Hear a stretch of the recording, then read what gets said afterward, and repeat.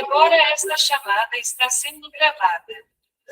Olá, pessoal, tudo bem? Então, nós voltamos aqui para a parte 2 da nossa aula gravada, né?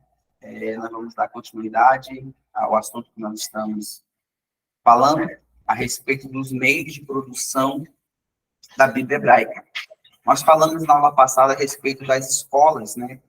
E as escolas, elas desempenhavam um papel importante, porque eram nas escolas que as pessoas aprendiam a ler, aprendiam a escrever, né? E ali tinha um conhecimento que era chamado de sabedoria.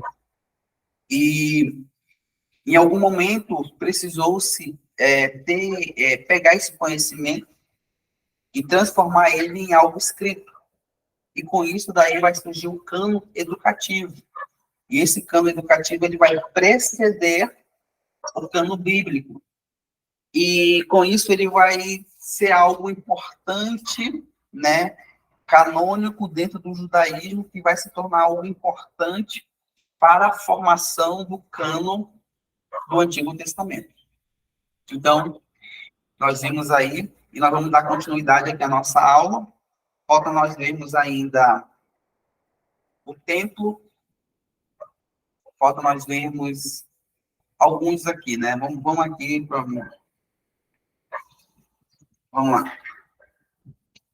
O palácio. Então, olha só, pessoal. No Antigo Testamento, vamos ter aqui o Cântico de Débora, que está lá em Juízes capítulo 5. Esse Cântico de Débora ele vai ser recitado, né, utilizando a performance oral na corte de Esbaal, associada à corte militar de Saul. O que vai acontecer aqui, pessoal? Como que acontecia aqui, querendo ou não, está mostrando aqui que o Cântico de Débora, né, também era uma forma ali de transmissão da Bíblia, né? Então, o que eles faziam? Talvez você já viu aqueles filmes da Idade Média, onde tem uma pessoa ali recitando, né, uma poesia, fazendo toda aquela performance, falando, né? Então, da mesma forma, no Antigo Testamento, isso já existia, pessoal. Então, existia pessoas ali fazendo performance, né, e recitando aqui o cântico, era o Juízes capítulo 5. O que mais que vai ter no palácio, professor Germano? Vai ter a coleção jurídica, pessoal, certo? Então, essa coleção jurídica, ela era as coleções, né, de leis e tudo que existia ali no palácio. A transmissão da profecia. Então, também, pessoal, vai ser a transmissão da profecia no palácio, vai ser uma forma, né, vai ser um meio de produção da Bíblia hebraica. E aqui existe algum detalhe, uma observação importante, porque olha só, as cortes também desempenhavam um papel na transmissão da profecia, especialmente quando relacionada ao rei. Então, todas as vezes, quando um profeta se levantava para entregar qualquer tipo de profecia relacionada ao rei, se tinha todo um protocolo que era feito com esse profeta, né? O que acontecia? Quando surgia um profeta, a corte investigava se era legítimo ou um charlatão. Os profetas eram, às vezes, detidos como medida de precaução do Estado. Então, vocês percebem aqui que era profetizar, transmitir uma profecia ali para o rei, era uma coisa assim muito rígida. E não era qualquer pessoa que fazia isso, porque a pessoa, ela estava profetizando, claro, se fosse da parte de Deus, né, Deus, com certeza, Deus se responsabiliza com essas situações. Porém, a pessoa tinha que pagar até com a sua própria vida, se não fosse uma profecia ali, que não fosse vinda de Deus, né? Então, esse detalhe aqui no palácio. Vamos lá, pessoal, vamos ver um outro meio de produção da Bíblia hebraica, o templo. Então, o templo também foi um meio de transmissão, aí, um meio de produção, né, da Bíblia hebraica. Os meios de transmissão da Bíblia hebraica no templo se dá por meio de quê?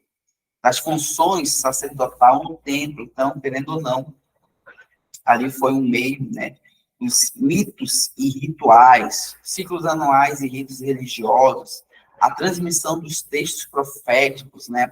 Então, o templo, pessoal, ele vai desempenhar também um papel muito importante aí para a transmissão da Bíblia hebraica. O templo também desempenhava um papel na transmissão dos textos proféticos, querendo ou não, ali no templo vai ter muitos textos proféticos, né, onde os escribas, ali os sacerdotes, eles vão precisar ali, de certa forma, estudar esses textos, né? Então, querendo ou não, ali é um meio de produção ou de transmissão da Bíblia hebraica. Por fim, pessoal, né, as primeiras bibliotecas particulares. Então, vai ter algumas pessoas que vão ter algumas bibliotecas, né, que vão colecionar alguns textos, alguns testemunhos, né, algumas heranças culturais.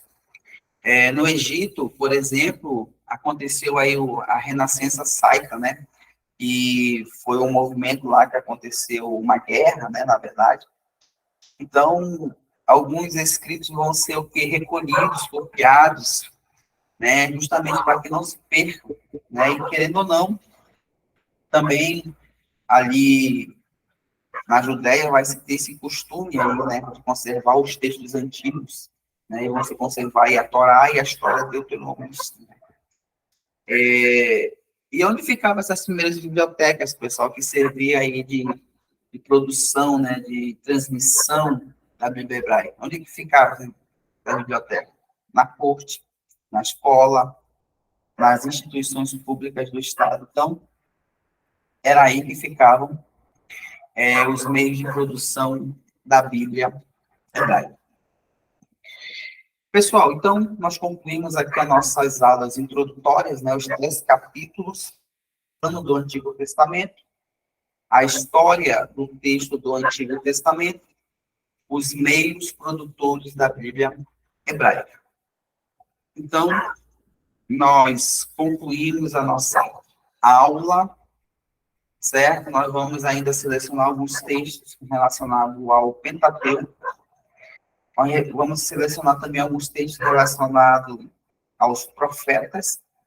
Nós vamos selecionar alguns textos também relacionados aos escritos e aos textos deuterocanônicos. Então, nós vamos selecionar alguns textos aí e vamos fazer algumas aulas.